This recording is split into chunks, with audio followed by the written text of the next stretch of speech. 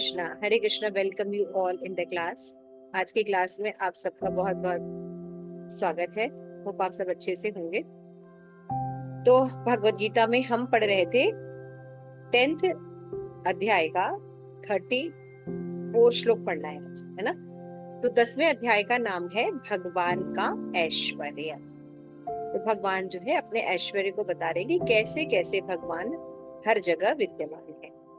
नमो ओम विष्णुपादाय कृष्णप्रेष्ठाय भूतले श्रीमते भक्ति वेदांत स्वामी इति नामिने नमस्ते सारस्वते देवे गौरवाणी प्रचारिणे निर्विशेष शून्यवादी पाश्चात्य देशतारिणे।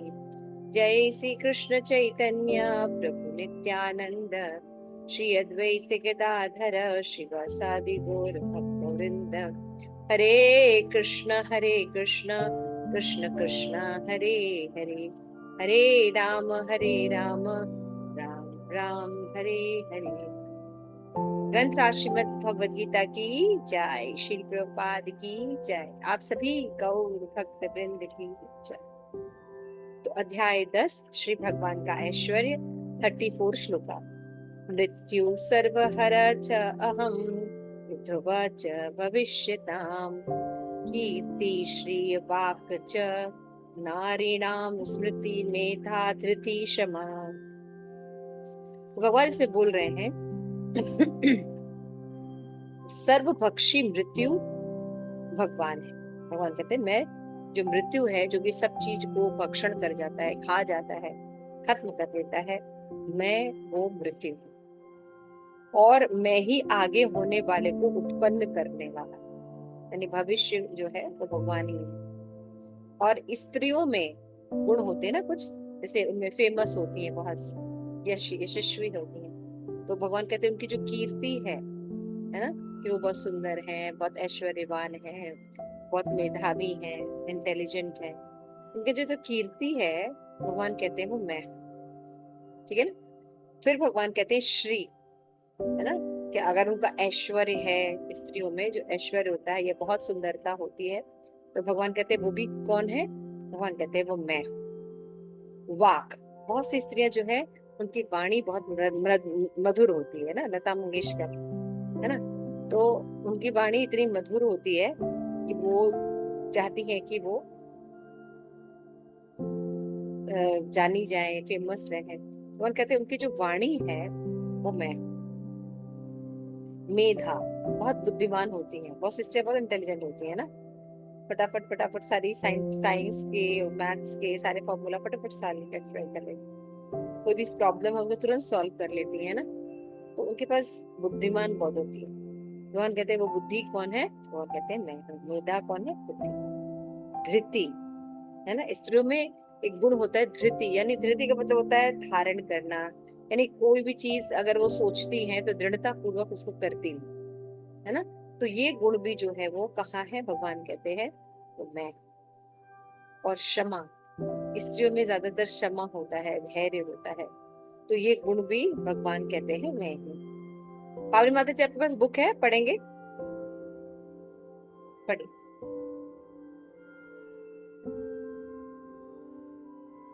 हरे कृष्णा। शिला प्रभुपाद की जय। तात्पर्य शिला प्रभुपाद द्वारा, ज्यों ही मनुष्य जन्म लेता है वह क्षण क्षण मरता रहता है, इसी प्रकार मृत्यु समस्त जीवों का हर क्षण भक्षण करती रहती है, किंतु अंतिम आघात मृत्यु कहलाता है। यह मृत्यु कृष्ण ही है। जहाँ तक भावी विकास का संबंध है, सारे जीवों में 6 परिवर्तन होते हैं। वे जन्मते हैं, बढ़ते हैं, कुछ काल तक संसार में रहते हैं, संतान उत्पन्न करते हैं, क्षीण होते हैं और अंत में समाप्त हो जाते हैं। इन 6 परिवर्तनों में पहला गर्भ से मुक्ति है और यह कृष्ण है। प्रथम उत्पत्ति ही भावी कार्यों का शुभारंभ है। यहाँ जिन 7 ऐश्वर्यों का उल्लेख है वे है स्त्रीवाचक हैं: कीर्ति, श्री, वाक, स्मृति, मेधा, धृति तथा क्षमा।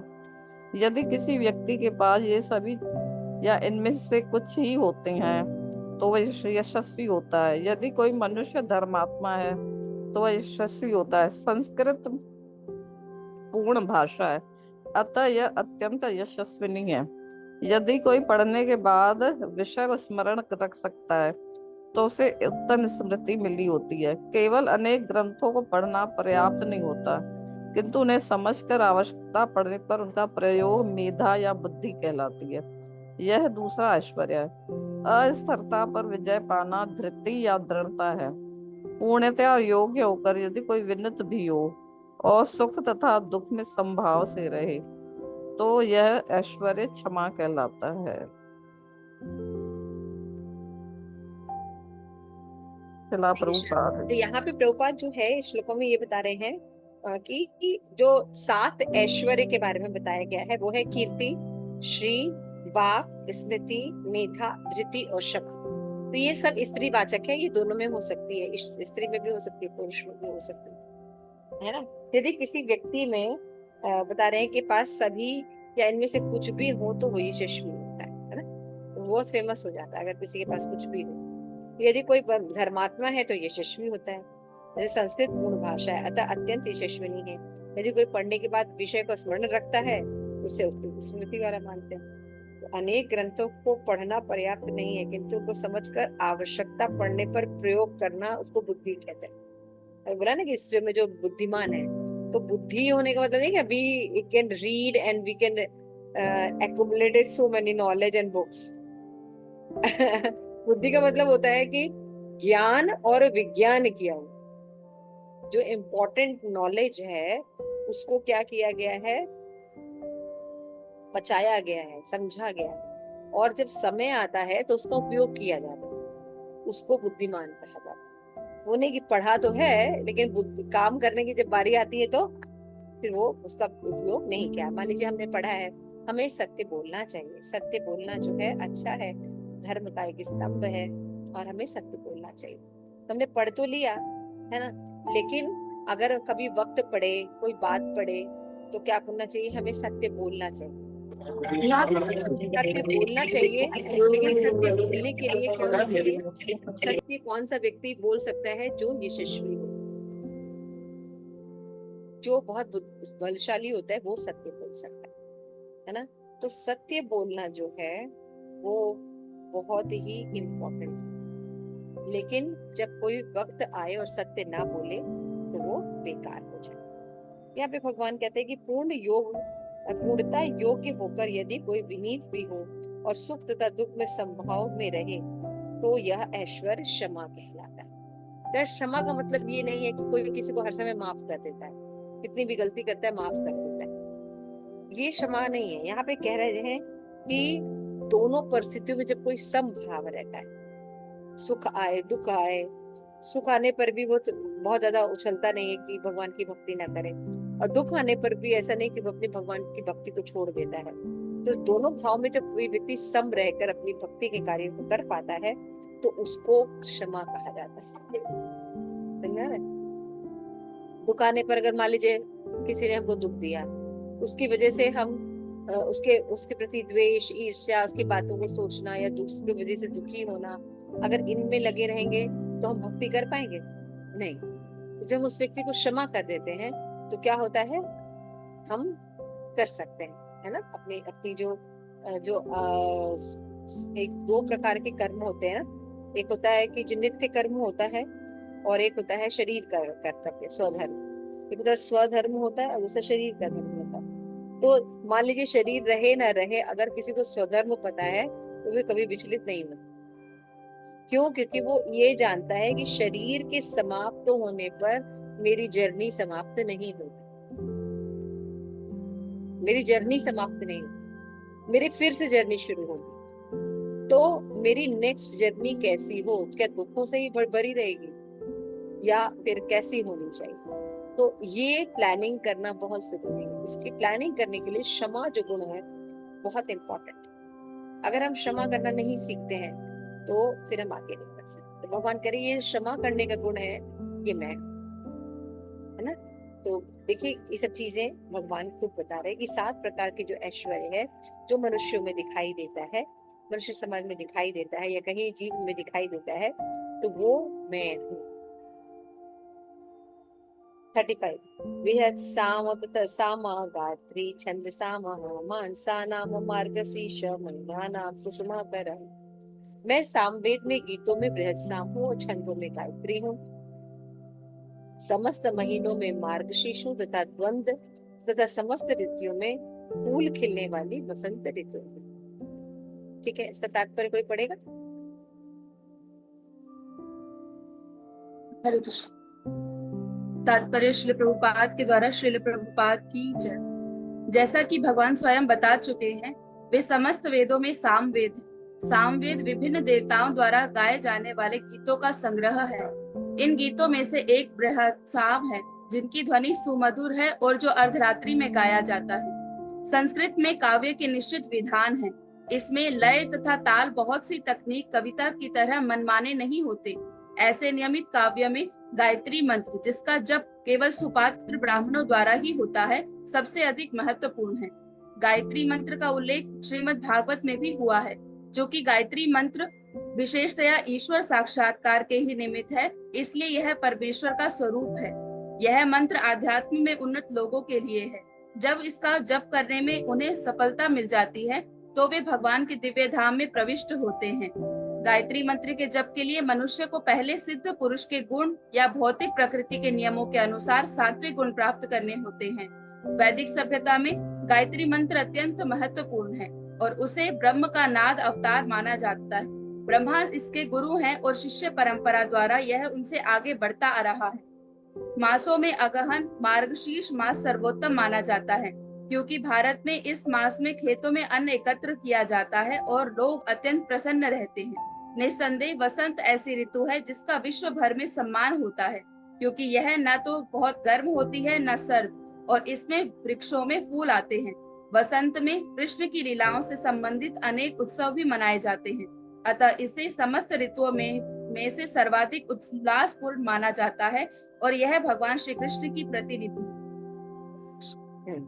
तो यहाँ पे हमने देखा कि भगवान क्या कह रहे हैं कि कई प्रकार के वेद होते हैं ना, 4 वेद में से साम वेद है, वो भगवान कह रहे हैं मैं। तो साम वेद जो होता है, इसमें वेद तो होता ही है, इसकी एक विशेषता होती है कि इसको गाया भी जा सकता है ना? तो इसमें बहुत सुंदर छंद होते हैं, मीटर्स होते हैं, जिनमें कि उसको बहुत सुंदर से गाने पर भी बहुत लोकप्रिय लगता है। तो क्योंकि सभी वेद ऐसे नहीं है, तो साम वेद में ये गुण है, इसलिए क्या होता है, भगवान कहते हैं वो गुण मैं साम वेद में। छंदों में भगवान कहते हैं गायत्री मैं, है ना? तो गायत्री मंत्र के बारे में हमें बताया जा रहा है कि यदि इसको ठीक प्रकार से किया जाता है तो जीव भगवत धाम में प्रवेश कर सकता है। और समस्त महीनों में भगवान कह रहे हैं मार्गशीर्ष यानी अगहन है ना? और ऋतु जब आती है तो उसमें सबसे अच्छी चीज होती है वसंत ऋतु। वसंत ऋतु सभी को मनमोहक लगती है ना, हर जगह न ठंडी होती है न गर्मी होता है ना? और फूल खिले होते हैं, सभी नए नए जो चीजें हैं वो उगने के चांसेस रहते हैं, उग रहे होते हैं, तो बहुत ही सुहावना मौसम होता है। तो वो भगवान कहते हैं वो ऋतु जो है वो मैं वसंत ऋतु में हूँ। धृति छलेस्मि तेजो तेजो अस्मिन् अहम् जसो अस्मिन् विवसा अस्मिन् सत्यम सत्वा अहम्। मैं छलियों में जुआ और तेजस्वी में तेज हूँ, मैं विजय हूँ, साहस हूँ, बलवानों का बल हूँ। तो भगवान 36 में कह रहे हैं कि ब्रह्मांड में अनेक प्रकार के छलिया लोग होते हैं, चीटर्स, है ना? बहुत से चीटर्स होते हैं और वो छल कपट करते हैं और जुआ वगैरह खेलते हैं। तो भगवान कह रहे हैं कि जैसे कि हम लोग अभी बहुत सी फिल्में भी आती हैं इसमें पे ना, तो बहुत रोमांटिक लगती है हम लोग, है ना? हीरो जो होता है वो क्या कर सकता है, कहीं से भी चोरी कर सकता है, रेल के अंदर भी चोरी कर सकता है ना? कौन सी पिक्चर थी, धूम मचा ले, है ना? धूम पिक्चर बहुत मशहूर थी ऋतिक रोशन की। अच्छा, ऐसा चोरी करता है कि उसको पकड़ नहीं पाता, या ऐसे प्लान्स बनाने वाले लोग जो बहुत ट्रिकी प्लानर्स होते हैं, है ना, जो सोचते हैं कि उनसे ज्यादा नहीं कोई हो सकता। तो भगवान कहते हैं समस्त छल करने वालों में मैं क्या हूँ, बेस्ट छली हूँ, चीटर्स, है ना? क्योंकि भगवान ने भी पीछे क्या कहा है, आप जितना मेहनत करके अपनी सारी चीजें इकट्ठा करते हैं, रिश्ते इकट्ठा करते हैं, है ना, भावना इकट्ठा करते हैं, मृत्यु के समय क्या होता है, सब में हार लेते हैं, है ना। तो हुए ना भगवान बेस्ट चीटर, है ना। हम सोचते हैं इस जगत में हम ये कर लेंगे, हम ऐसे कर लेंगे तो हम सुखी हो जाएंगे, हिरण्यकश्यप की तरह लगे रहते हैं, है ना। और नरसिंह देव की तरह भगवान प्रकट होके सब खत्म कर देते हैं। मुझे कई एग्जाम्पल याद है, जैसे कि हमारे फ्रेंड सर्कल में बहुत से ऐसी माताएं थी जो पहले बात करते थे, कहते थे मैं ऐसी सास बनूंगी कि मेरी बहू मुझसे कभी नफरत करेगी ही नहीं, है ना, मैं हमेशा उसकी तरफ फ्रेंड की तरह रहूंगी, ये है वो है। लेकिन जब उनकी बहू आई तो बिल्कुल विपरीत स्वभाव हो गया, है ना। तो बोलो आदमी सोचता बहुत कुछ है, हम ऐसा करेंगे, बहुत से लोग सोचते हैं अपने बच्चों की शादियां ऐसे करेंगे, है ना। बहुत से लोग सोचते हैं हमारा बेटा ऐसे पढ़ेगा, विदेश जाएगा, ऐसे करेगा, है ना।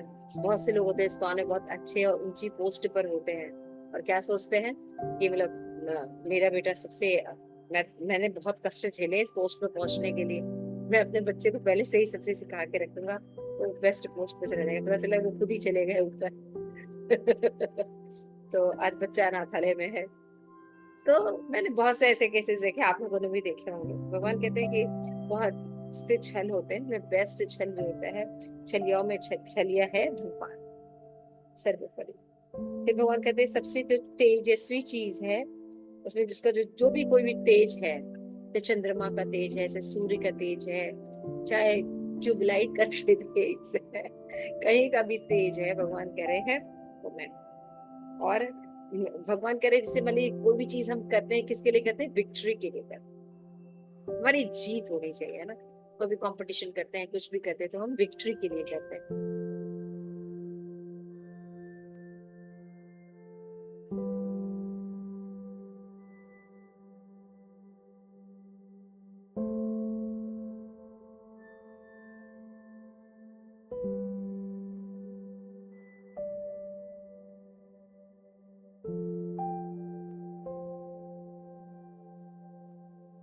तो हम कोई भी काम करते हैं किसके लिए, विक्ट्री के लिए करते हैं, है ना।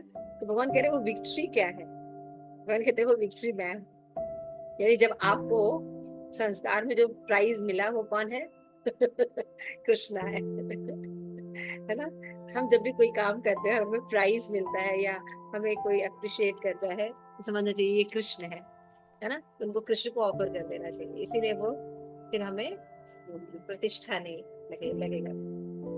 ये प्रतिष्ठा किसकी होती है, भोक्ता कौन है, भगवान। परमेश्वर के रूप में कृष्ण भी समान पुरुष की अपेक्षा अधिक कपटी हो सकते हैं। यदि कृष्ण किसी के साथ छल करेंगे सोचते हैं उसे पार नहीं किया जाता, उनकी महानता एकाकी न होकर सर्वांगी होती है। anybody can explain this line? उनकी महानता एकाकी न होकर सर्वांगी होती है।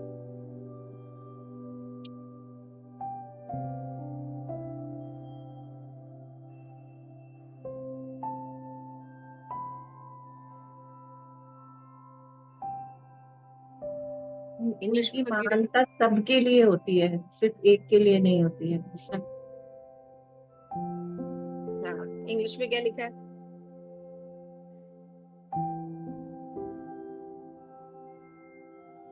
इंग्लिश में कोई है क्या? इंग्लिश में ही है मेरे पास, बट वो लाइन पता नहीं चला मुझे जी।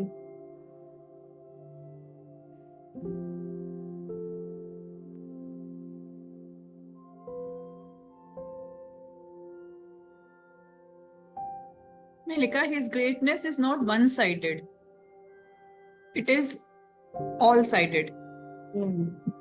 इसका मतलब है अब कुछ भी करते हैं ना, किसी के साथ अच्छा करते हैं या ना किसी को जीत देते हैं, कुछ भी करते हैं, अगर असुरों को मारते भी हैं तो भी उनकी ग्रेटनेस ही है। मतलब कैसे, वही तो एक्सप्लेन करने को। जैसे ग्रेटनेस का क्या मतलब है कि हम लोग जैसे क्या करते हैं, बड़ी से बड़ी चीज बना लेते हैं, बड़े से बड़ा हवाई जहाज बना लेते हैं, लेकिन भगवान ने एक तो छोटा सा भी एक कीटाणु बनाया, उसको वो भी उड़ सकता है। मतलब और भगवान में दोनों चीजें होती हैं, आप कंप्लीट मतलब दोनों, वो चीटर है तो वो है, और अगर एकदम ज्ञानी है तो भी वो है, दोनों साइडेड से वो रहते हैं, ऑल साइडेड। मतलब ऐसा नहीं है कि वो सत्य भी बोलते हैं, वो झूठ भी बोलते हैं, वो चोरी भी कर लेते हैं, तो दोनों साइड रहता है उनका।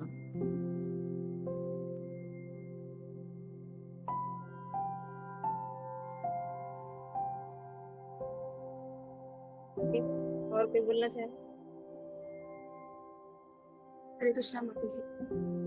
माता जी, जैसे आप बोलते हैं कि साधुओं की रक्षा करते हैं, लेकिन भगवान साधुओं की रक्षा करके अगर असुरों का वो वध भी करते हैं तो उनका भी कल्याण ही होता है। तो भगवान की महानता है कि अगर वो बचा रहे हैं तो मारने वाले को भी वो बहुत ही अच्छा प्रदान करते हैं, फल प्रदान करते हैं। मतलब भगवान का कार्य जो होता है वो एक के लिए नहीं होता है, वो बहुत से बेनिफिट्स देता है।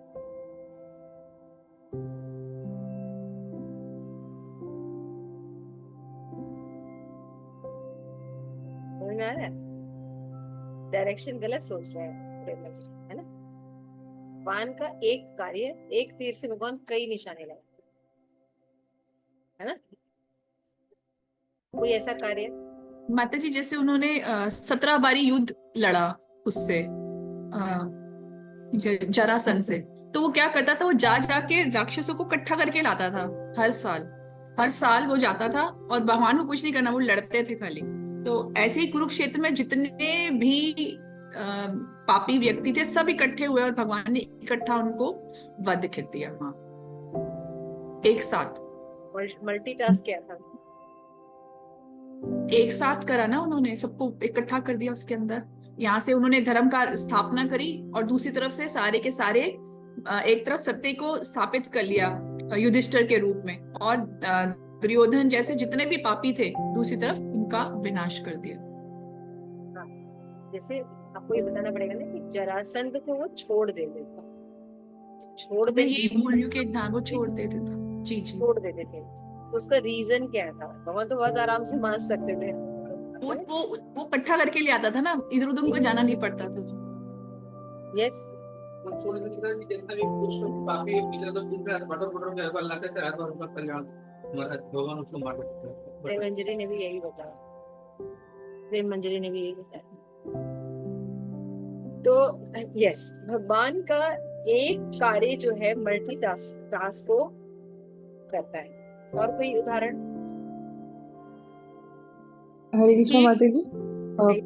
इस तरह में माता जी, जैसे प्रहलाद महाराज और जो हुआ था, नरसिंह देव जब अवतार लिए थे तो हिरण्यकशिपु का वध किए थे, तो उसमें सिर्फ प्रहलाद महाराज का ही उद्धार नहीं, बाकी मतलब सारे देवी देवता जीवों के लिए उन्होंने किया था ये कार्य।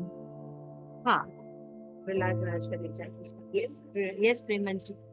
इसमें माता जी 2 एग्जाम्पल मुझको और याद आ रहे हैं। एक तो जब जयद्रथ का वध किया उन्होंने, तो जयद्रथ को जब मारा तो सूरज को छुपा दिया था, उसका जो गर्दन है वो सीधा उसके पिता के गोद में जाके, क्योंकि उन्होंने भी श्राप दिया होता है कि जो मेरे बच्चे का सर काटेगा उसके 10,000 टुकड़े हो जाएंगे। तो उनके बेटे का जो सर है सीधा उन्हीं के गोद में आता है और उनका पूरा वो खुद ही नष्ट हो जाते हैं। तो दोनों को नष्ट कर देते हैं, यहाँ से जयद्रथ नष्ट हुआ और जो उनके पिता ने ऐसा संकल्प किया था वो नष्ट हुआ। ऐसे ही मुचुकुंद जो है वो जब देखते हैं ना काल मुझे इसका नाम नहीं आ रहा, काल नेमी को देखते हैं ना, तो आंखें खोलते, उन्होंने कहा था मुझे जो भी जगाएगा वो भस्म हो जाएगा। तो भगवान कृष्ण खुद नहीं मारते, वो जा रहे हैं भागते हुए और उस वहां जाते हैं और वो आंख खोलता है। तो भगवान एक काम से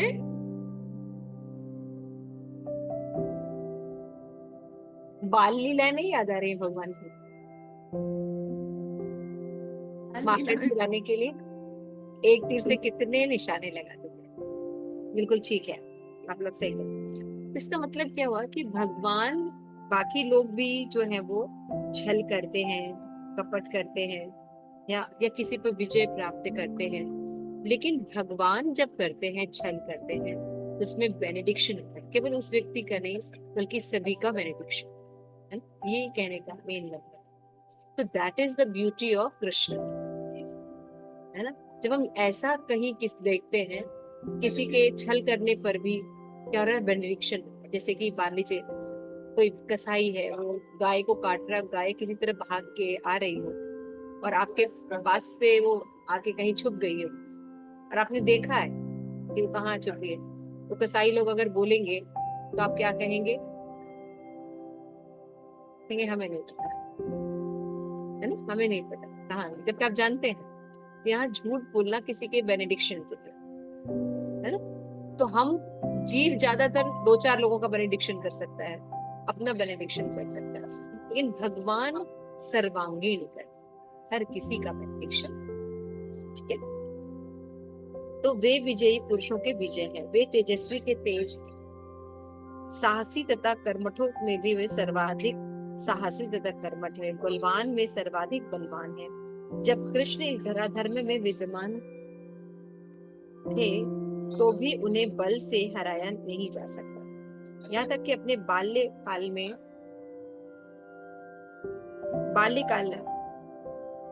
ही उन्होंने गोवर्धन उठा लिया था।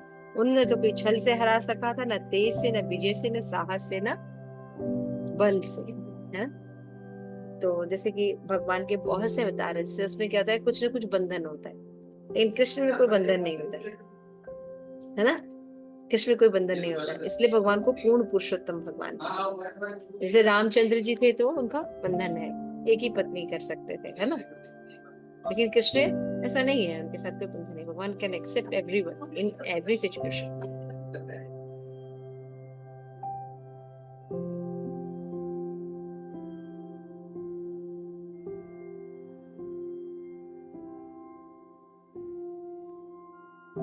ठीक है, तो इस तरह से हम देखते हैं कि भगवान विजय है, सबसे साहस है, और बलवानों में जो बल होता है, करने की शक्ति होती है, वो कहते हैं अगर किसी के अंदर हम बल देखें तो वो भी मैं। वृष्णीनाम वासुदे अस्मि, पांडवानाम धनंजय, मुनीनाम अपि अहम, व्यास कवीनाम उष्णा कवि। ठीक है ना। तो भगवान क्या कह रहे हैं, मैं विष्णु में वासुदेव और पांडवों में अर्जुन हूँ, मैं समस्त मुनियों में व्यास तथा महान विचारकों में उष्ण। यस, कोई पढ़िए।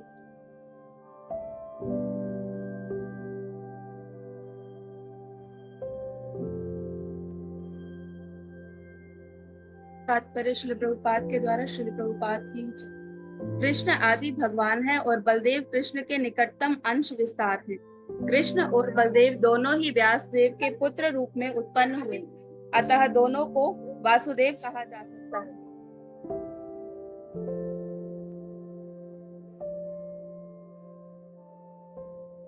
दूसरी दृष्टि से, चूंकि कृष्ण कभी वृंदावन नहीं त्यागते, अतः उनके जितने भी रूप अन्यत्र पाए जाते हैं वे उनके विस्तार हैं।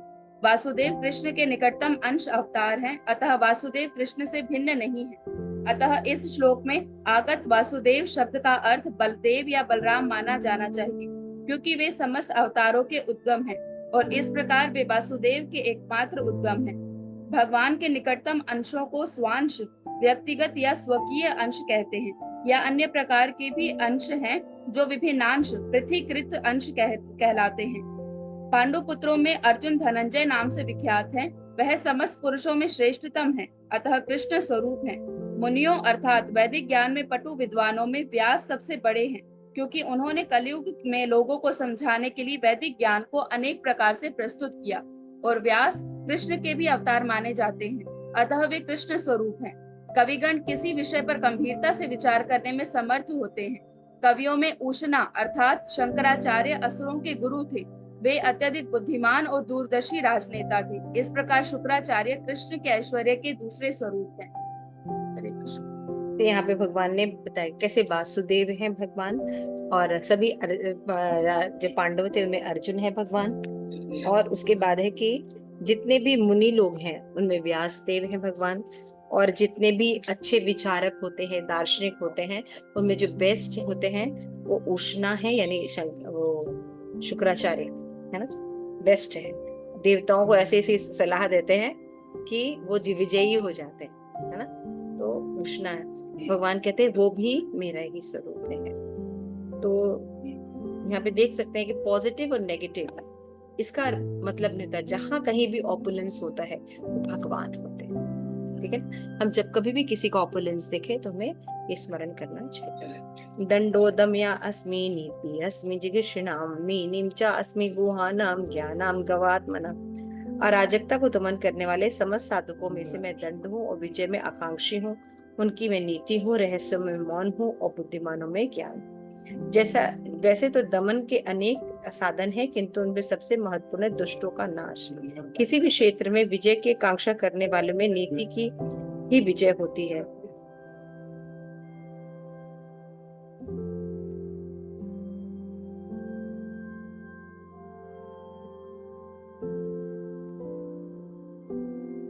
किसी भी क्षेत्र में विजय की कांक्षा करने वाले की नीति ही विजय होती है। सुनने, सोचने तथा ध्यान करने की गोपनीय क्रियाओं में मौन धारण की सबसे महत्वपूर्ण है ना। और क्योंकि मौन रहने से जल्दी ही उन्नति मिलती है, बहुत ज्यादा बोलने से जो है वो ठीक नहीं होता। ज्ञानी व्यक्ति वह है जो पदार्थ तथा आत्मा में भगवान को परा और अपरा शक्तियों में भेद कर सकता है। ऐसे ज्ञान साक्षात कृष्ण है। तो ये जो ज्ञान है परा और परा का, ये भी कौन है? कृष्ण है। 39 श्लोका। यच्च अपि सर्वभूतानां बीजं तत् अहम् अर्जुन न तत् अस्ति विना यत्य स्यात् मया भूत चराचरम्। यस पढ़िए कोई। हरे कृष्णा। श्री प्रभुपाद तात्पर्य यह नहीं है कि अर्जुन में समस्त सृष्टि का जनक बीज हूँ। ऐसा चर तथा अचर कोई भी प्राणी नहीं है जो मेरे बिना रह सके। तात्पर्य प्रत्येक वस्तु का कारण होता है और इस सृष्टि का कारण या बीज कृष्ण है। कृष्ण की शक्ति के बिना कुछ भी नहीं रह सकता, अतः उन्हें सर्वशक्तिमान कहा जाता है। उनकी शक्ति के बिना चर तथा अचर किसी भी जीव का अस्तित्व नहीं रह सकता। जो कुछ कृष्ण की शक्ति पर आधारित नहीं है वह माया है, अर्थात वह जो नहीं है। हरे कृष्ण।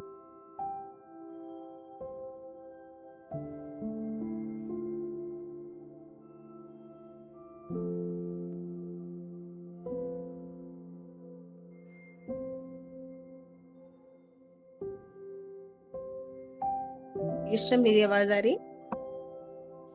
मेरी आवाज आ रही? तो प्रत्येक वस्तु का कारण जो है भगवान कहते हैं वो भगवान कृष्ण है। भगवान ही बीज है और चर अचर कोई भी प्राणी मेरे बिना रह सके ऐसा कोई भी नहीं। यानी भगवान जो है सबके मेन उत्पन्न करने वाले, बोलने वाले।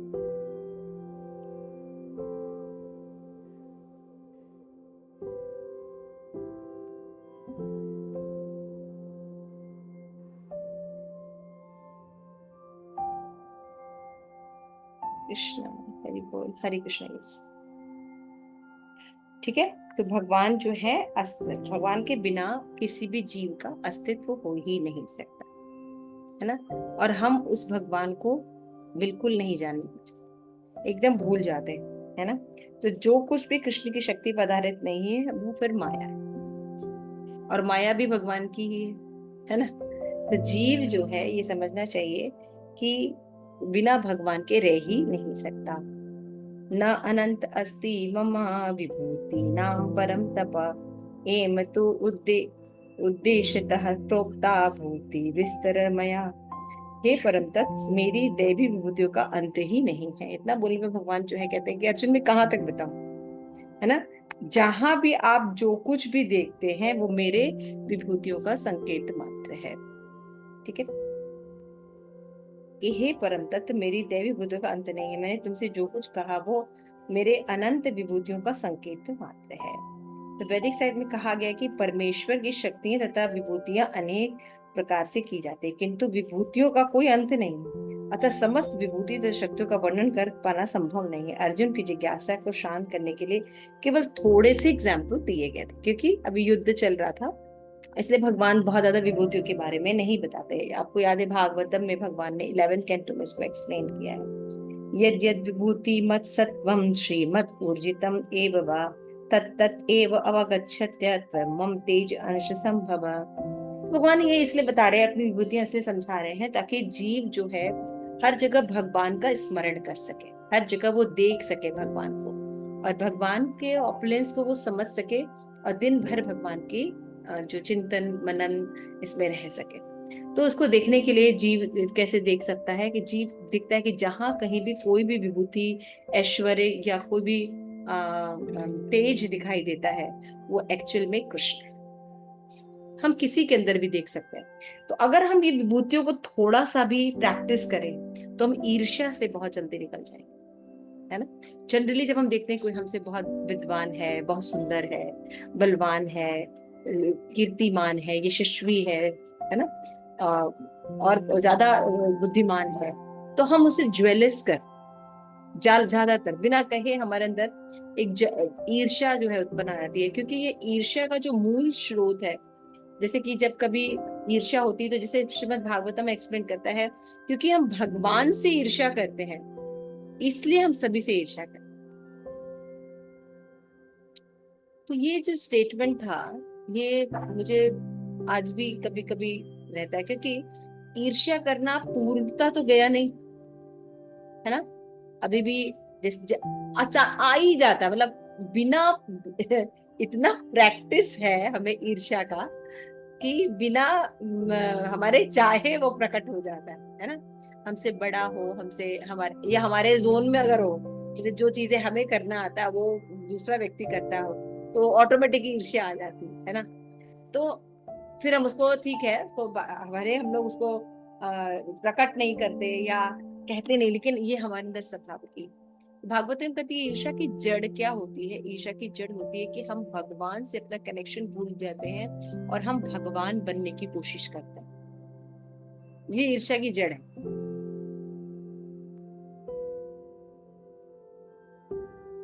तो जब किसी से ईर्ष्या हो तो सबसे पहले अगर हम ये सोचे कि इसके अंदर ये जो बोलने की शक्ति है, या इसके अंदर जो सुंदरता है, इसके अंदर जो काम करने की शक्ति है, एक्चुअल में ये कृष्ण है। और मैं इससे ईर्ष्या नहीं कर रही हूं, मैं एक्चुअल में कृष्ण से ईर्ष्या।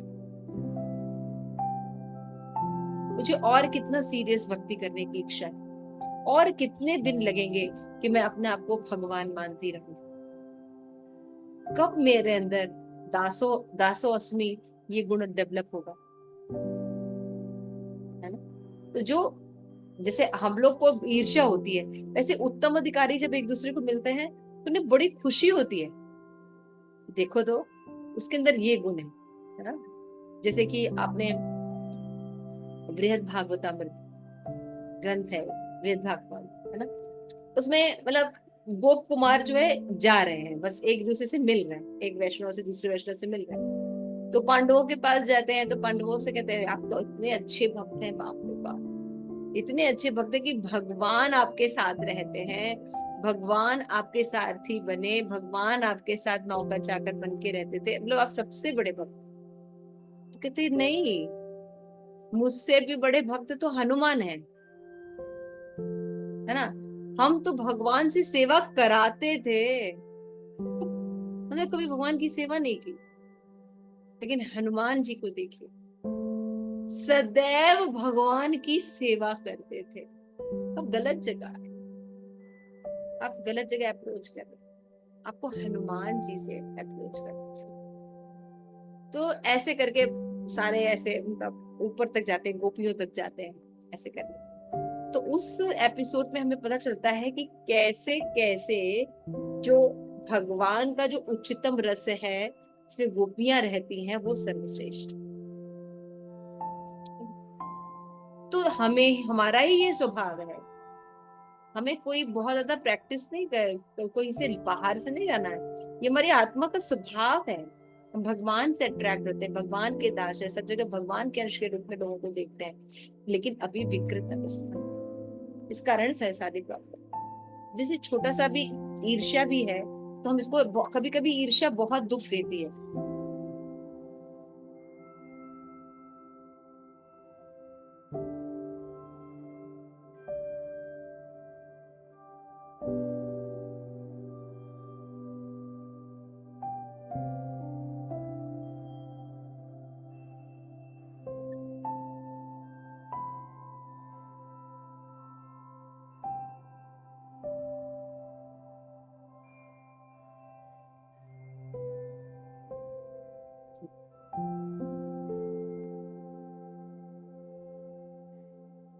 मेरी क्या चर्चा चलेगी? ईर्ष्या। तो एक छोटा सा पॉइंट है, जैसे मैं ऐसा सोचती हूँ, स्पेशली सारे ईर्ष्या के साथ तो नहीं सोच पाती, लेकिन जो ईर्ष्या मुझे बहुत ज्यादा परेशान करती है, जब जिससे मेरी थोड़ी भक्ति डिस्टर्ब होती है, सेकेंड थॉट मेरा ज्ञान है, क्योंकि इसके लिए प्रैक्टिस होती है, सब चीजें होती हैं, संकल्प मंत्र करने से कहते थॉट आते हैं आचार्यों के कि बेनेडिक्शन कहाँ हो रहा है और उसको रोक कैसे सकते हैं। जब हम ये देखें कि जिन ऐश्वर्यों से हमें ईर्ष्या हो रही है, तो मतलब अभी हम सेवक के मतलब भक्त बनने के लायक नहीं, है ना? क्योंकि ईर्ष्या का जड़ क्या है? भगवान से ईर्ष्या कर, है ना? तो हम इस व्यक्ति से ईर्ष्या नहीं करें, हम कृष्ण से ईर्ष्या करें। तो ये सब पॉइंट सोचने से क्या होता है, हमारे अंदर विनम्रता आ सकती है, क्षमाशीलता आ सकती है, डायरेक्शंस आ सकते हैं। तो हम क्या कर सकते हैं, ईर्ष्या से जब ऊपर उठेंगे तो एप्रिशिएशन जरूर है, क्योंकि जब हम उसको भगवान के पॉइंट ऑफ व्यू से देखना शुरू करेंगे तो हम उसको अप्रिशिएट करें। तो क्या होता है कि जो जैसे भौतिक जगत में जब हम पहले रहते थे और ईर्ष्या के कारण कोई किसी का मर्डर कर देता था, किसी के प्लानिंग करके उसको नीचे कर देता था, एटलीस्ट हम वो चरम सीमा कभी नहीं आएगा,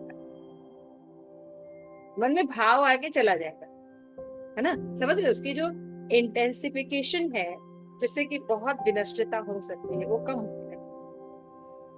अब देखते होंगे कि जैसे हम जब श्री प्रभुपाद की मूवमेंट से हम लोग जुड़े हैं, हरे कृष्ण महामंत्र की प्रैक्टिस कर रहे हैं, ये कर रहे हैं, तो ऐसा नहीं कि हमारे अंदर भाव खत्म हो गए हैं, ईर्ष्या नहीं आती, लेकिन आप देखेंगे कि उसका नेगेटिव इम्पैक्ट, रिवेंज लेना, ये सब बहुत कम हो गया। क्या कहते हैं आप लोग, है ना? मतलब इस भाव में बहुत, अगर बाई द वे कभी रहता है तो नेक्स्ट थॉट होता है, अरे हम दो दास हैं, हमें अपनी पोजीशन याद रखनी चाहिए, है ना?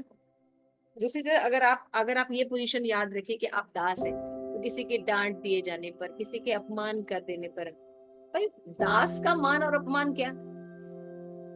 दास का कोई मान अपमान होता है? नहीं। मान तो मालिक का होता है ना? अरे दास को तो दिन भर डांट पड़ती रहती है, उसका कौन सा मान और अपमान, है ना? तो क्षमा करने का गुण करता है। तो यहाँ पे जो प्रभुपाद लिख रहे हैं, तो मुझे उस पर से याद आया कि प्रत्येक जीव की उत्पत्ति का कारण भगवान है ना? भगवान उत्पत्ति का कारण है, और अगले के अंदर जो ऐश्वर्य है, उसको वो भी कौन है? भगवान का प्रतीक है। देखिए कितना सुंदर भाव है, लेकिन 3 गुणों के ऐसे कचड़े में हम पड़े रहते हैं कि उनको बिल्कुल विकृत कर देते हैं। जहां अप्रिशिएट करना चाहिए किसी के गुण को, है ना? तो अच्छा, ईर्ष्या करके खुद भी अच्छा नहीं लगता है। ऐसा नहीं कि हमको ईर्ष्या करके बहुत अच्छा लगता है, नेगेटिव क्वालिटी से हमारे हेल्थ में भी अच्छा नहीं लगता। अच्छा, जब कभी आप कोई नेगेटिव बात आने पर जो शास्त्र के सामने का वो करिए, आपको बहुत अच्छा लगता है। ऐसा होता है ना, जैसे बोला जाएगा कि हमें झूठ नहीं बोलना चाहिए। तो मान लीजिए किसी मुख्य परिस्थिति में आप आसानी से झूठ बोल सकते थे, लेकिन आपने सत्य बोला, कैसा लगेगा? कैसा लगता है? अच्छा लगता अच्छा लगता है ना? आप बहुत बलशाली हैं, कोई छोटा सा हाइट का व्यक्ति है और वो आपको चैलेंज करता है, आप बहुत एक घूसे से उसका जवाब दे सकते हैं, लेकिन आप जाने देते हैं उसको। कैसा लगता है आपको? ये नहीं उसको अच्छा लगता उसके ऊपर कोई एहसान नहीं किया हमने, हम अपना स्वभाव विकृत नहीं करना चाहते ताकि हमारी भक्ति डिस्टर्ब। क्लियर हो रहा? चीजें क्लियर हो रही? तो ये भगवान का ऑपुलेंस एक तरह से हमें नेगेटिविटी से रोकता भी है, और साथ में हमें भगवान का स्मरण भी करा, ऐसा भी होता है ना? कभी कभी हर समय ऐसा नहीं कि हमें हर किसी से ईर्ष्या ही होती है। कभी कभी जैसे कि मान लीजिए हम भक्तों के बीच में है ना, तो जैसे हम कुछ कार्य कर रहे थे, तभी एक भक्त को देखे थे कि गायत्री कर रहा है, तो हम घड़ी देखेंगे कि ओ हमारी गायत्री नहीं हुई, तो हम अपने आप को सुधार लेते हैं, है ना? कोई किसी भक्त को हम देखते हैं समाज में, कहते हैं कि वो जो है वो भागवतम जो है लेके बैठ के पढ़ रहा है, मैं कहा, ओ गॉड, इतने रनिंग में मेरा भागवतम तो आज पढ़े ही नहीं। तुरंत हम भी अपनी भागवतम लेके पढ़ते हैं, है ना, ऐसा होता है ना। तो उनका ऐश्वर्य, उनकी कोई एक्टिविटी देख के हमें स्मरण होता है कि हमने नहीं, या हमें भी ऐसा करना चाहिए, है ना। तो इस तरीके से जब हम किसी के ऑपुलेंस, अपने अंदर जो ऑपुलेंस है उनको और दूसरे के ऑपुलेंस को जब हम देखकर भगवान का स्मरण करेंगे तो हमारे अंदर पॉजिटिविटी बनी रहती है। तो हम क्या करेंगे, हमें हर समय क्या करना है, भगवान के चिंतन में रहना है, क्योंकि भगवान ने क्या कहा है, अंत काले च मामेव स्मरण मुक्ता कलेवरम तम तमेवेति कौन्तेय सदा तद्भाव भावितम्। तो हम भक्त लोग जो खाते हैं वे प्रसाद खाते हैं, तो खाते खाते भगवान का स्मरण होता है, भगवान की लार है, भगवान की कृपा है, ये ऐसी बनाए रखे कि हमें भगवान का स्मरण है ना। हम पढ़ते हैं तो भगवान के बारे में पढ़ते हैं, है ना। हम कोई भी कार्य करते हैं तो उसमें भगवान का नाम रखते हैं, है ना। हम कोई चित्र लगाते हैं तो भगवान का नाम रखते हैं, हम कहीं जाते हैं तो भगवान के लिए जाते हैं, है ना, भगवान का कार्य करने के लिए जाते हैं। अब देखिए तो क्या हो रहा है, सारे समय सारी चीजें क्या हो रही है, धीरे धीरे जो शिल प्रभुपाद हमें चाहते थे कृष्ण में नहीं हो रही, है ना। यानी जब हम ऑल्टर के पास जाते हैं, ऑल्टर को बीच सेंटर में रखे परिक्रमा, मतलब आप सेंटर में रहे मेरे जीवन, परिक्रमा क्या होता है, भगवान आप सेंटर में रहे, आपके अनुसार मेरा जीवन चक्र चले, आपकी इच्छा मेरी इच्छा, ऐसा ऐसा ऐसा दीजिए, क्योंकि भगवान की इच्छा बहुत खतरनाक होती है क्योंकि भगवान क्या कह रहे हैं, छलियाओं में चल मैं, है ना। जैसे इस्कॉन में हमें सबसे पहले प्रभुपाद ने छला, हमसे बोला कि बस 16 माला करनी है और 4 नियम पालन करना है। हम भी बड़े खुश, हम तो बस इतना सा काम ही तो हम कर लेंगे, 2 माला तो शुरू कर दिए, हाँ 16 भी कर ही लेंगे 2-4 महीने में, फिर हम रेगुलर भी कर सकते क्योंकि हमें अच्छा लगे। और 4 नियम में तो 3 तो पालन करते हैं, एक प्याज वाली बात है वो देख लेते हैं, वो भी भगवान चाहे तो छूट जाएगी, और ये करने से हम भगवत धाम चले जाएंगे, हम बड़े खुश, ये बिल्कुल कर लेंगे, है ना।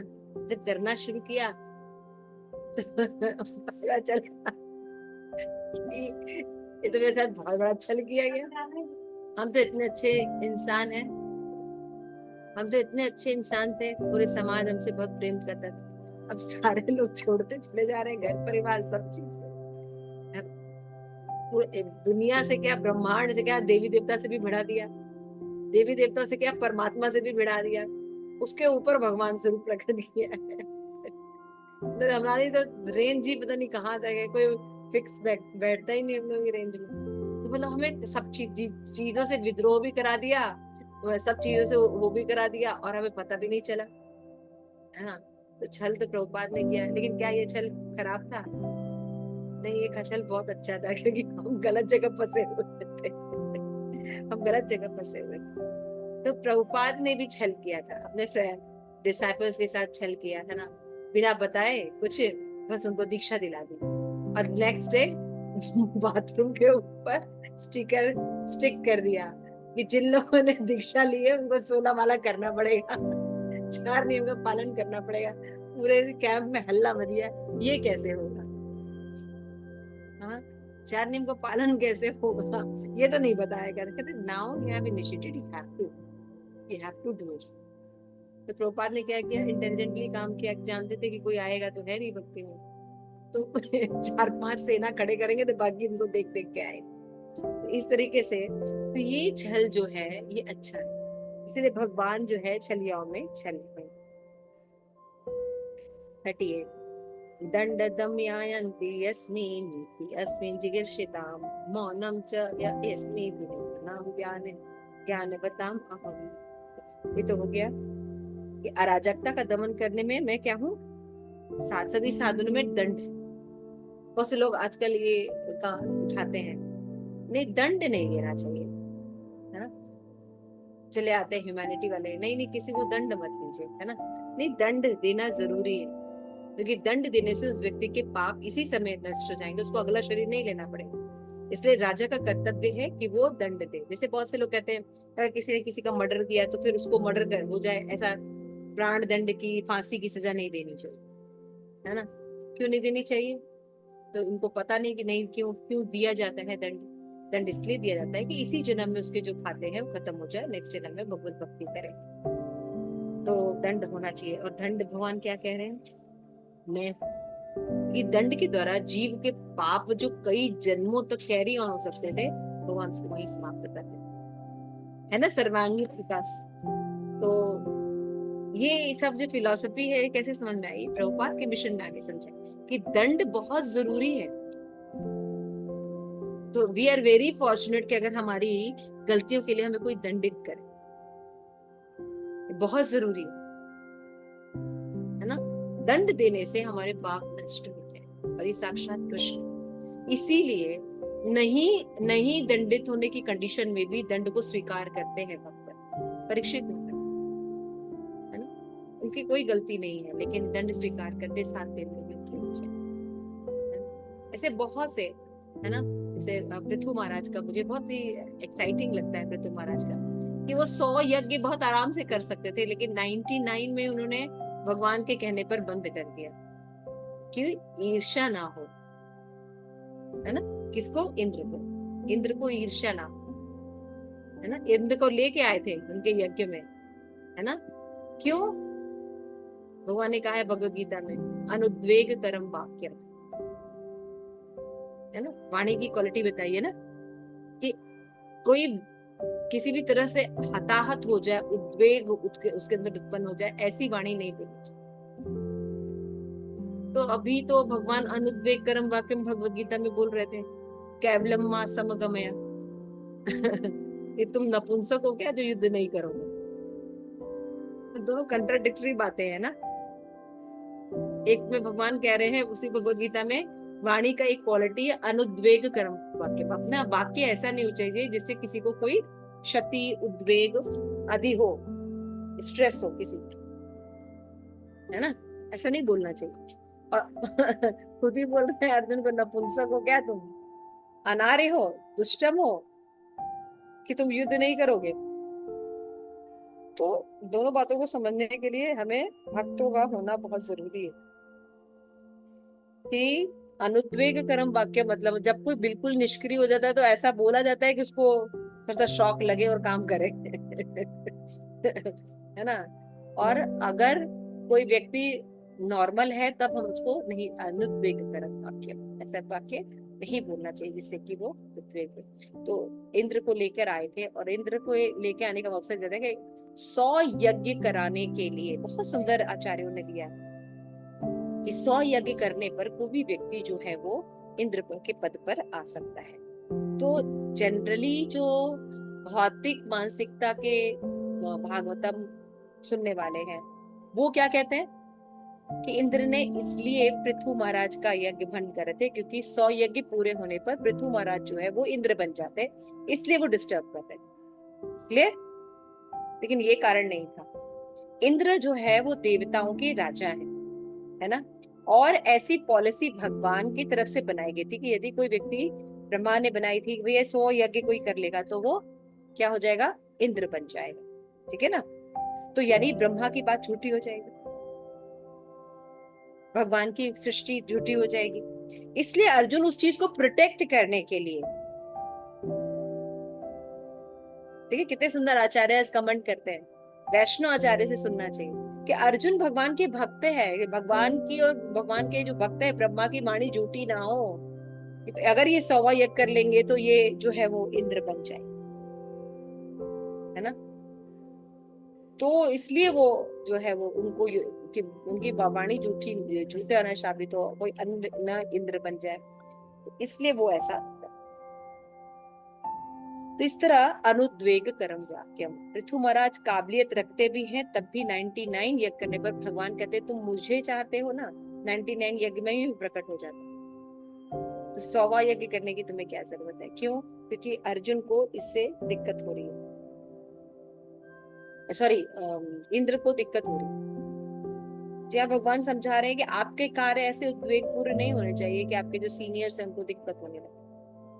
तो भगवान वहां पे जूनियर्स को थोड़ा सा वो कर देते हैं, अनुद्वेग कर्म वाक्य। तो कहने का मतलब ये है, इतना पूरा पैराफिनेलिया बताने का क्या मतलब है, एक सुझाव, एक सिद्धांत हर समय इम्प्लीमेंट नहीं होता, समझ में आ रहा है? एक सिद्धांत, एक चीजें हर समय किसी को इम्प्लीमेंट नहीं होता। जैसे कि एक व्यक्ति बहुत अच्छा बता रहे थे, चैतन्य चरणदास प्रभु जी एक एग्जाम्पल बता रहे थे कि एक माता जी थी, उनका 3rd मिसकैरेज हो गया, 3rd या 4th मिसकैरेज हो गया, है ना। तो वो जब उनके जो काउंसलर थे उन्होंने कहा कि शायद भगवान की यही योजना थी, है ना, कि वो नहीं चाहते कि जो पुत्र जो हैं वो आके आपको दुखी करें इसलिए वो क्या कर रहे हैं, आपका मिसकैरेज करवा दे, है ना। तो उन्होंने सोचा कि ये ऐसा कह रहे हैं यानी भगवान मेरे मिसकैरेज के कारण है। भगवान नहीं चाहते कि मैं बाप बन सकूं। तो यहाँ ये वाली जो सत्य अनुकंपा सुसमीक्षमाणों वाला एग्जाम्पल यहाँ पे उसको नहीं देना चाहिए। समझ रहे हैं कि भाई किसी का, आप समझते होंगे कितना इमोशनल भी होता है ना। एक तो 9 महीने तक रहे, फिर बच्चा मिसकैरेज हो जाए, ये बहुत खाली एक मिसकैरेज ही नहीं होता, मतलब इमोशनल बहुत ज्यादा डिस्टर्बेंस वाली स्टेज होती है। और ऐसा 3 बार हो चुका है, तो उसको क्या समझाना चाहिए था वो भी इम्पोर्टेंट होता है। तो हमारे लिए भी सीखना बहुत जरूरी है कोई मर गया और कहते हैं हाँ हम शरीर नहीं आत्मा है, लेकिन शुरू हो गए। तो आपको इस समय यहाँ ये नॉलेज देने की जरूरत नहीं है, कब कहाँ क्या बोलना है ये भी हमें समझ में आना चाहिए, है ना। तो ये बुद्धि भी भगवान कहते हैं, इसीलिए भगवान कहते हैं रहस्यों में मैं मौन हूँ और बुद्धिमानों में मैं ज्ञान हूँ। सिर्फ ज्ञान भगवान देते हैं, कब कहाँ कैसे किस परिस्थिति में क्या बोलना है, कब मौन रहना है, कब चुप रहना है, कौन सा ज्ञान कहाँ इम्प्लीमेंट करना है, ये पता नहीं, तो भगवान को पता होता है। तो ये सब जो विभूतियां हैं ये सब कृष्ण की हैं, और कृष्ण कह रहे हैं कि यही नहीं अर्जुन, मैं समस्त सृष्टि के जनक बीज हूँ, चराचर का मैं कोई भी प्राणी मेरे बिना नहीं रह सकता, मेरी विभूतियों को अंत नहीं है, जो भी कुछ है वो मेरी विभूतियों का संकेत मात्र है। तुम जान लो सारा ऐश्वर्य संदल तेजस्वी सृष्टियां मेरे तेज में स्फुलित मार्ग से उत्पन्न है। किंतु हे अर्जुन, इन सारे विशद ज्ञान की क्या आवश्यकता? भगवान कहते अथवा बहुत नैति ज्ञाते तव अर्जुन विशिष्टम अहम इदम कृतः एक अस्ने स्थितः जगत। किंतु हे अर्जुन, इन सारे विशद ज्ञान की क्या आवश्यकता है? मैं अपने एक अंश मात्र से संपूर्ण ब्रह्मांड में व्याप्त होकर इनको धारण करता हूँ। तात्पर्य कोई पढ़ेगा? बहुत सुंदर तात्पर्य। यमुना पढ़, इंग्लिश है, राजेश्वरी पढ़िए। तात्पर्य श्रील प्रभुपाद के द्वारा श्रील प्रभुपाद की जय। परमात्मा के रूप में ब्रह्मांड की समस्त वस्तुओं में प्रवेश कर जाने के कारण परमेश्वर का सारे भौतिक जगत में प्रतिनिधित्व है।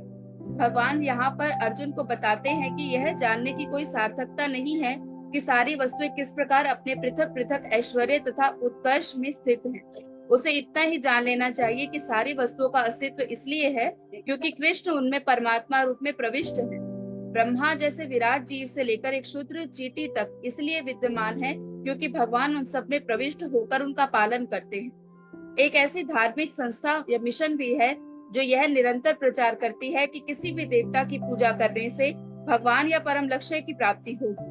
किंतु यहाँ पर देवताओं की पूजा को पूर्णतः निरुत्साहित किया गया है क्योंकि ब्रह्मा तथा शिव जैसे महानतम देवता भी परमेश्वर की विभूति के अंश मात्र हैं। वे समस्त उत्पन्न जीवों के उद्गम हैं और उनसे बढ़कर कोई भी नहीं है। वे असमोध्व हैं, जिनका अर्थ है कि न तो उनसे कोई श्रेष्ठ है न उनके तुल्य। पद्म पुराण में कहा गया है कि जो लोग भगवान कृष्ण को देवताओं की कोटि में, चाहे वे ब्रह्मा या शिव ही क्यों न हो, मानते हैं, वे पाखंडी हो जाते हैं। किंतु यदि कोई ध्यान पूर्वक कृष्ण की विभूतियों एवं उनकी शक्ति के अंशों का अध्ययन करता है तो वह बिना किसी संशय के भगवान कृष्ण की स्थिति को समझ सकता है और अविचल भाव से कृष्ण की पूजा में स्थिर हो सकता है। भगवान अपने अंश के विस्तार से परमात्मा रूप में सर्वव्यापी हैं, जो हर विद्यमान वस्तु में प्रवेश करता है। अतः शुद्ध भक्त पूर्ण भक्ति में कृष्ण भावनामृत में अपने मनों को एकाग्र करते हैं, अतः वे नित्य दिव्य पद में स्थित रहते हैं। इस अध्याय के श्लोक 8 से 11 तक कृष्ण की भक्ति और पूजा का स्पष्ट संकेत है। शुद्ध भक्ति की यही विधि है। इस अध्याय में इसकी भली भांति व्याख्या की गई है कि मनुष्य भगवान की संगति में किस प्रकार चरम भक्ति सिद्धि को प्राप्त कर सकता है। कृष्ण परंपरा के महान आचार्य श्री बलदेव विद्याभूषण इस अध्याय की टीका का समापन इस कथन से करते हैं, यच्च शक्ति लेशात् सूर्याद्या भवन्त्य अत्युग्र तेजसः यदंशेन धृतम विश्वम स कृष्णो दशमेर्चयते। प्रबल सूर्य भी कृष्ण की शक्ति से अपनी शक्ति प्राप्त करता है और सारे संसार का पालन कृष्ण के एक लघु अंश द्वारा होता है। अतः श्री कृष्ण पूजनीय है। इस प्रकार श्रीमद् भगवद गीता के 10वें अध्याय श्री भगवान का ऐश्वर्य का भक्ति विधान तात्पर्य पूर्ण हुआ। हरे कृष्ण। Thank you. देखिए इसमें कितना सुंदर श्री प्रभुपाद ने पर लिखा है। और प्रभुपाद यह कहते हैं कि परमात्मा के रूप में भगवान सब जगह प्रवेश करते हैं, तभी सभी जीवों का, चराचर जीवों का संचालन होता है। और प्रभुपाद यहाँ पे लिखते हैं कि कुछ लोग जो है वो क्या समझते हैं कि हम लोग किसी भी देवता की पूजा करें या भगवान की पूजा करें, सबको एक ही जगह जाना है। तो ये ऐसा नहीं होता। देवी देवता जो होते हैं उनको भगवान के समान समझना पाखंड कहलाता है, लेकिन उनसे अलग समझना ये भी गलत है। क्लियर है? तो आप लोगों को क्या लगता है, जो भगवान के भक्त होते हैं और जो देवी देवताओं के भक्त होते हैं, उनमें से बेटर कौन से लोग ज्यादा सर्विस कर पाते हैं देवताओं की, या उनकी ज्यादा सम्मान कर पाएंगे, या उचित सम्मान कर पाएंगे? तो भगवान के भक्त होते हैं, जो भगवान के भक्त होते हैं, है ना। जैसे कि देवी भक्त, जैसे देवी जो दुर्गा जी हैं, मान लीजिए, है ना, तो जो दुर्गा जी के भक्त हैं वो देखिए अभी नवरात्रे होते हैं, विग्रह लेके आते हैं, करते हैं, पूजा करते हैं, है ना। पूजा खूब दिल में बसा लेते हैं और घर में भी बसा लेते हैं। फिर पूरी हलवा खा के दुर्गा देवी वहीं बैठी रहती हैं, सारे पत्तल खाए फेंके रहते हैं और सब अपने घरों में खर्राटे दे रहे हैं।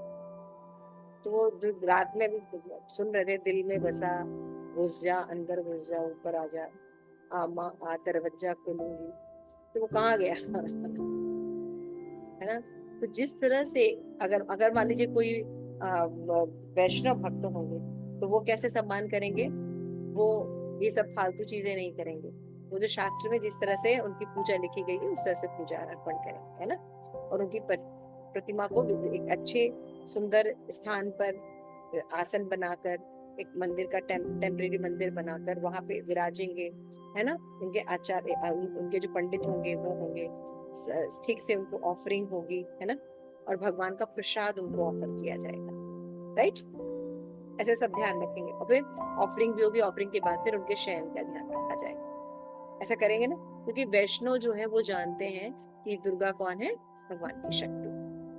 तो एक वैष्णव जो है वो ठीक प्रकार से सभी चीज का सम्मान कर सकते हैं, है ना। तो यहाँ पे इसीलिए क्या कहा गया है कि भगवान को और देवी देवताओं को एक ही कैटेगरी में नहीं रखना है, लेकिन उनसे स्वतंत्र भी नहीं समझना है। यानी कि हम देवी देवताओं का अपमान करें, हमें पता होना चाहिए सबकी क्या पोजीशन। श्री प्रभुपाद कहते हैं कि कृष्ण भावनामृत में मन को एकाग्र करके नित्य दिव्य पद पे स्थित रहना है। तो हमें भगवान को के ऐश्वर्य को ध्यान रखना चाहिए, है ना। तो क्या होता है, हमारे अंदर जो है वो पता रहेगा कि सभी जीव जो है ऐश्वर्य का, सभी जीव जो भगवान के अंश हैं।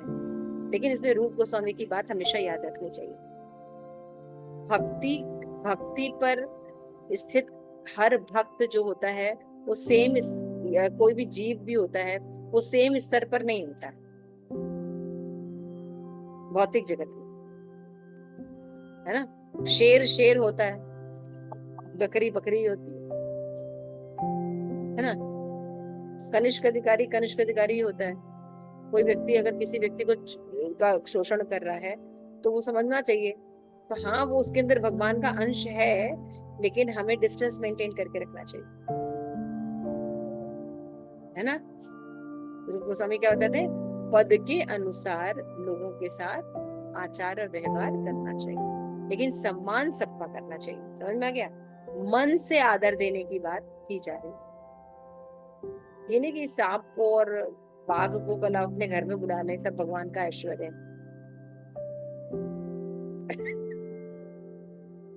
अब आप कोई मान लीजिए भक्ति वृक्ष चला रहे हैं, ठीक है, अगला भक्ति वृक्ष जो है वो बहुत अच्छा है, सब कुछ है, लेकिन टकराव ना हो ये भी ध्यान रखना पड़ेगा ना, है ना। तो ये भी ध्यान रखना होगा, ये नहीं कि हाँ सब भगवान का अंश, मायावादी मत बन जाइएगा आप। ये पढ़ने के बाद लोग मायावादी बन जाते हैं, सब भगवान का है, सब भगवान का ऐश्वर्य है ना। आर्टिफिशियली क्षमा याचना शुरू हो जाती है, ऐसे नहीं करना। यहाँ कहने का मतलब है कि हम नेगेटिव उसमें ना जाए, बल्कि पॉजिटिव में ही रहे, और अगर हमारे अंदर नेगेटिविटी आ रही है तो उसको कंट्रोल करने के लिए देखना चाहिए कि सब भगवान का ऑपुलेंस है।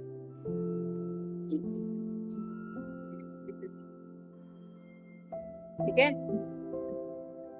ये ध्यान रखिए, इसको ध्यान से पढ़ना चाहिए। तो शुद्ध भक्ति की यही विधि है, ये जानना सब बहुत जरूरी है। ठीक है, हरे कृष्णा, श्रील प्रभुपाद की जय।